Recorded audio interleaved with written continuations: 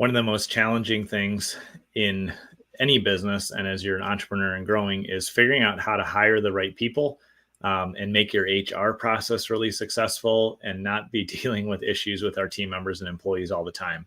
And so today I'm excited to share with you this one thing that I changed that I didn't expect would have this really amazing result. And since we put it in place, it's been a game changer. I'm excited to share it with you on the show today.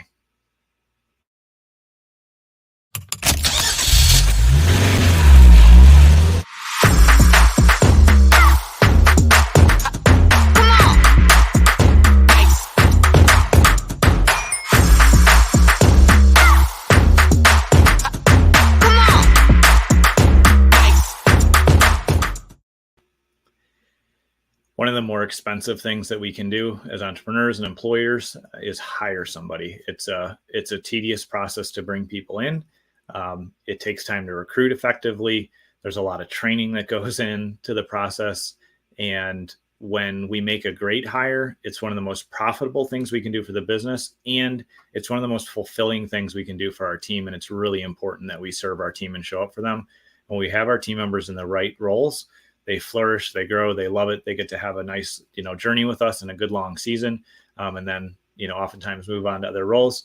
And it's really great. When we hire ineffectively or when we mess up our HR processes, what happens is we often will, spend time and effort and money, get super frustrated, have a revolving door of team members. And then what happens is the consistency of our deliverables drop, the results that we're getting drop, and we can become overly distracted on HR issues when we need to be kind of zoomed out more and working on the business and growing everything overall. And so what I'm going to share with you today is a weird indirect result that I've experienced. I can't prove that this would change your business, but it's been pretty dynamic and a big impact for us. So I want to share it so you can consider it.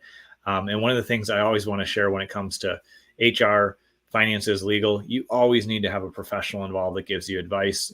Don't ever run these things for yourself because you create huge liability. So I'm going to share my experience, but I'd encourage you to work with an HR specialist. If you need resources and referrals there, some great clients in that space have other resources as well. But this one thing that I mentioned in the beginning really changed the game. And I'll share that in just a couple minutes here.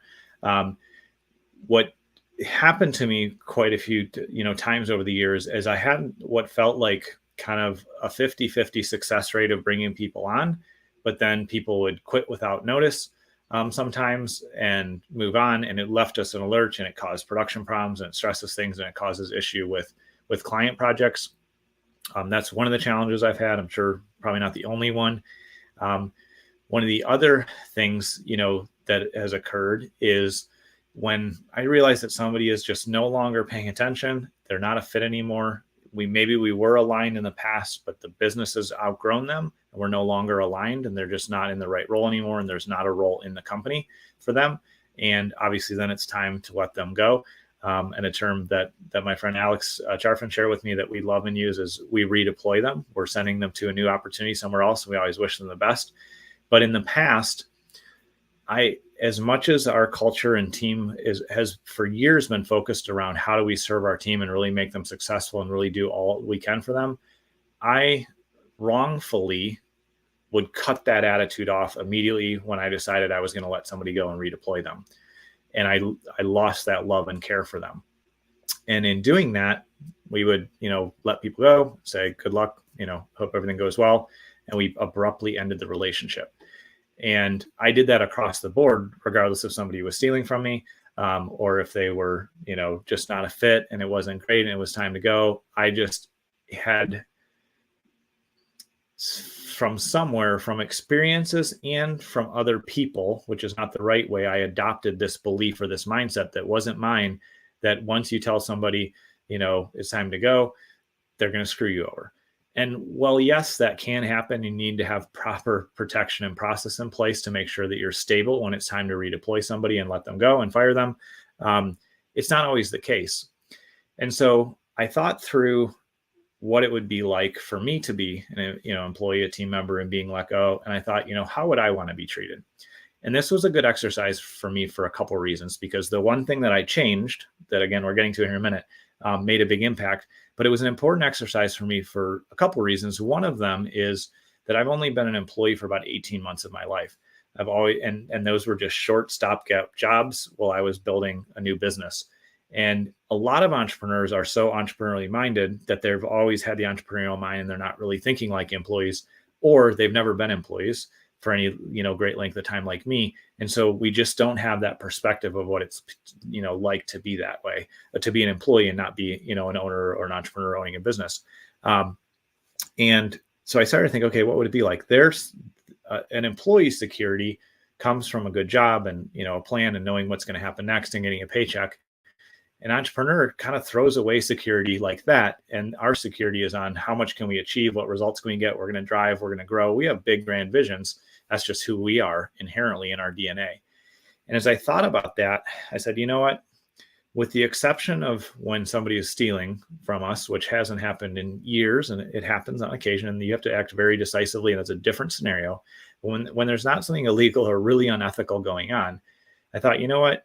I want to make the beginning of the journey for a team member here really positive, and I want to make the end as positive as I can. I said, you know what? Generally speaking, we're going to give people severance when we redeploy them and we let them go. It varies on how long they've been here. If they've been here for a while, they get more severance. If they've been here for a short time, it's a little bit less. But I said, you know what? The last thing I want somebody to remember is that even if things weren't going great or they really weren't performing or the role just wasn't a fit anymore, I want them to remember that we had a great exit interview. We're candid with them and told them why we're going to help them move on to their next opportunity. And we're going to offer severance most of the time. Again, there's not a 100% rule, but whenever we can, it's something that we choose to do. So we put that in place probably almost a year ago, 8-9 months ago, at least, maybe a year. And I just said, I feel like that's the right thing to do. And when I did that, this really interesting thing started happening. And I don't think it's like a one-to-one tie together, like I can show you the logic, but I do think that just energetically, when we shift like that, positive things can happen. So we put that in place. We started doing that. And when it was time to, downsize or adjust or reorganize a department, we would let people go and give them severance. When somebody had just stopped growing and was clear we weren't aligned anymore, it was time for them to move on, we let them go and we give them severance. And we started to do that end of the year into the beginning of this year. And what was interesting is for the team members who had spent some great time with us, but they realized they want to move on to a new career, a new job, we had a team member give us 3 weeks notice. And I was like, wow, that's really interesting. I didn't know that was a thing. And then I had somebody give me a month's notice a little bit later when another, position was updating and changing. And then I had somebody give me 5 weeks notice. And what was awesome to watch is with all of those amazing team members that gave us a ton of notice, they worked their ass off every day until the last minute they were employed here. And it created such a positive transition and such a, smooth, changeover to a new lead on their projects. It was really smooth for the clients. It was really positive. We celebrated them on their last day and wished them the best and stayed connected. And they got great letters of recommendation from me and the team. And as I was reflecting on, I was like, what's changed? Like, what's different? And it wasn't really anything different in the technical process. But as I looked at my own heart and my own mindset, like we're talking about this week, I realized that, we've just decided, how can we take care of them on the last day too? How can we give them a severance or help them, go when we're firing people, which is a little bit different than resigning. And then the effect, for whatever reason, was that when people chose to resign, they cared so much about our team. They saw how we treated the people that we had to let go immediately. They still got paid for a couple of weeks or whatever we chose to do. And I just feel like it shifted our culture in a really positive way. And so my encouragement to you today from a mindset perspective is to ask yourself, how can I show up more for my team, for my employees? And even for your vendors, how can you give them more notice and take greater care of them? Because when we put that type of energy out into the world, when we show up and try to serve people, even to the very end, when it's time to let them go, those are always hard conversations for me. No matter what's going on, it's always tough for me to have to, change somebody's role or let them go, and for our team to, have somebody be redeployed. Those are always tough conversations. But when we show up and truly live out our first guiding principle, which is relationship first, and we do everything we can to honor that relationship and send that person on their way with, a little something extra so they have time to find their next opportunity with still some money in hand. I've just seen that it means that we're really honoring our who we are, our guiding principles, who we are. And it just shifted the energy in our team. And then again, this weird kind of unconnected but connected result is that when people leave, they care so much about our team. They see how we treat people even to the last day. And then they choose to give us tons of notice. So it's a super smooth transition. So ask yourself, how can I love my team more? How can I serve them, truly be a servant leader and truly take care of them? And how can I shift my perspective even on the negative things that in the past were negative parts of having a team or negative parts of having an employee? If you ask yourself and you're willing to make that change, I'm confident that you'll see positive results.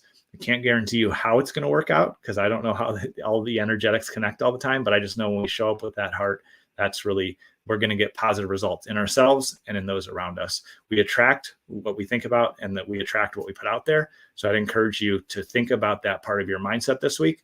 And let me know what you think. So let me know if this is helpful. Again, there's a little bit different kind of content and style this week. I hope it's been valuable to you. I look forward to seeing you on the next show.